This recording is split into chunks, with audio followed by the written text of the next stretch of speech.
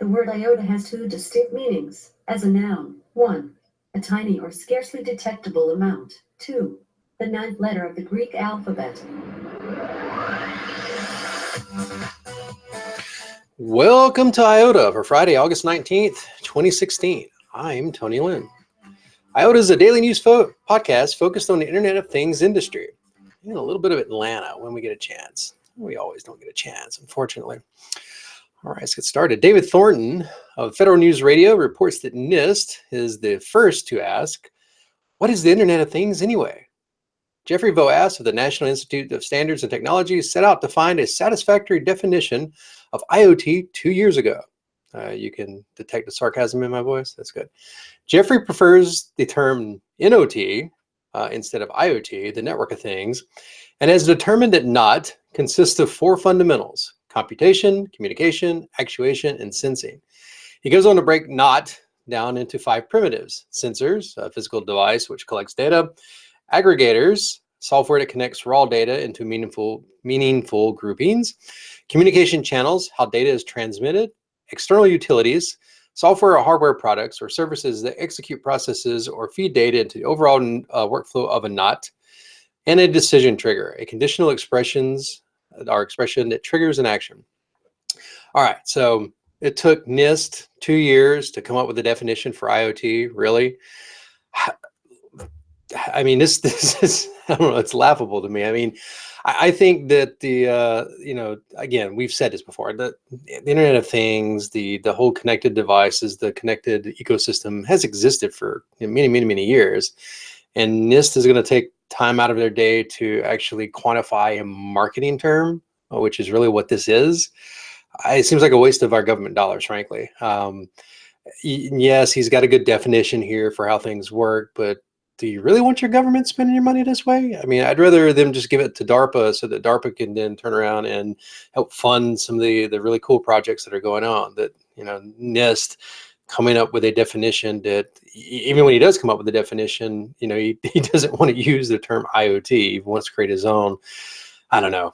What do you think? Is this really a worthwhile endeavor for our government? Computer Weekly carries a story by Rob Banford that how IoT is being tailored into specific businesses, but he warns that many implementations are all about raw data, often to the detriment of the actual solution, stating that focusing on the volume of data over everything else will lead to eventual problems. He says that all deployments should take the 4 V's into account. I love stories that try to quantify these kind of things. We've had 2 today, so this is pretty cool. So the 4 V's are velocity, variety, veracity, and value. So from a veracity standpoint, you need to be able to verify that the data you're collecting has some legitimacy, that your assumptions are correct. An example they use is that just because you collect a URL, not a URL, that you collect someone's email account doesn't mean that it's a one-to-one match. Doesn't mean that the guy who's got the email account is actually the only guy who's only email account. So there's some assumptions you have to make there. He goes on to talk about you need variety. Should we use more than just the default data set? Perhaps by comparing to like data set from another source. So in this case, he's referring to, well, maybe the data you've collected and the data that someone else has collected, you can compare the two and make sure that what you're getting actually is what you expect to get. And then while speed to decision is important, he cautions that making a decision in real time, just because you can, isn't necessarily the best way to go about it. That maybe sometimes you should come back and verify that the decision you made was correct, and then become a better decision maker as you go. And then finally, an analysis that all data is going to lead to an actual decision that brings value. So you don't want to collect all this data, you don't want to compare all this data, only to get to the end and it really not mean anything to the business that you're trying to solve.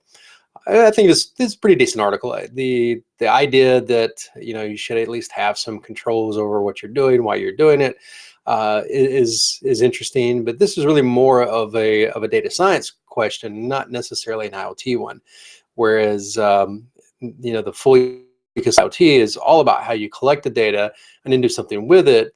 Doing something with it is just a small part of the entire world that we live in. And this is obviously very focused on that. Otherwise, pretty good article. Again, I'd love to hear what you guys have to say. Any feedback you have would be awesome. So this week has been Intel's their developer week, I guess. I don't really know what they call it. They had a term for it, and I can't find it now. But so Intel and SK Telecom team up on WebRTC IoT devices.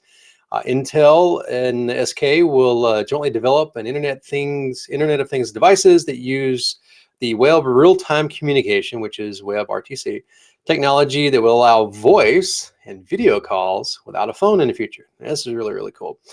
Reports Cho Moo-hun in ZDNet.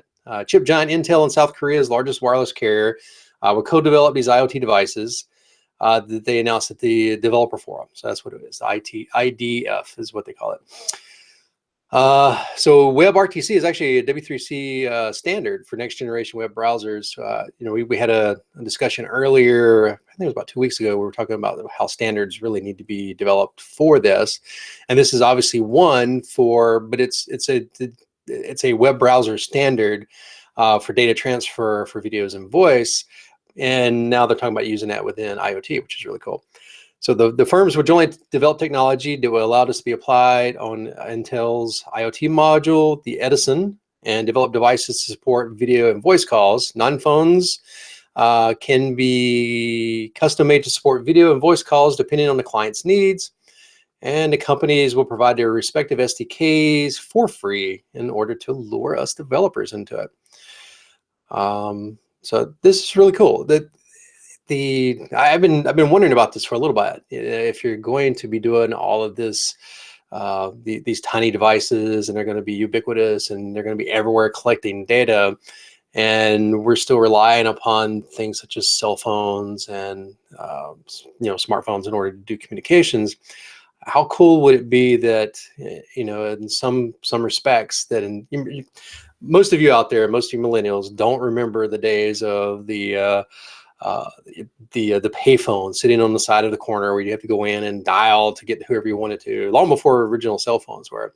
But now imagine, if you will, a world, and as you walk down the street or whatever, and you need to communicate with someone, that you could just start talking in general, and there would be something around you that could actually route your communications to where it needs to go.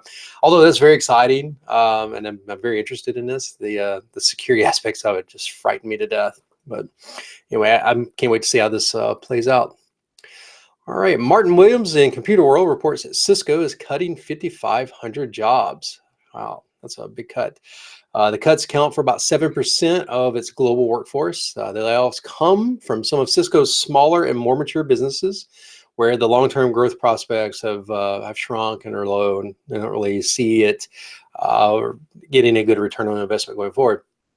So the layoffs will also correspond to a restructuring, and Cisco refocuses on IoT, security, collaboration, next-gen data centers, and the cloud. So they're actually focusing on where the money is. And I'm not surprised by this. I am surprised that they didn't try to maybe refocus these employees into these new locations. It seems like just cutting is not necessarily what they could have done, but I understand. I'm a businessman by heart, and I understand that you have to make the cuts appropriately, and sometimes making them fast is better than making them slow. And this is probably not a bad thing for Cisco. Thin up, get down to the fighting weight, and go forward. All right, and finally for today, Yahoo Finance reports that the Smart Card Alliance launches a new IoT security and privacy information hub. The IoTSecurityConnection.com is a part of its expanded focus to provide educational resources and guidance for implementing secure IoT architectures using embedded security and privacy technology.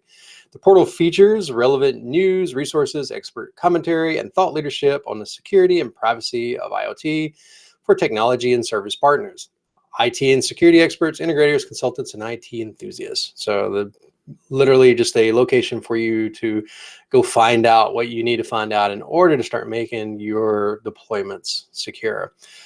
They go on to say the IoT market is at a critical turning point for security. Yes, it is.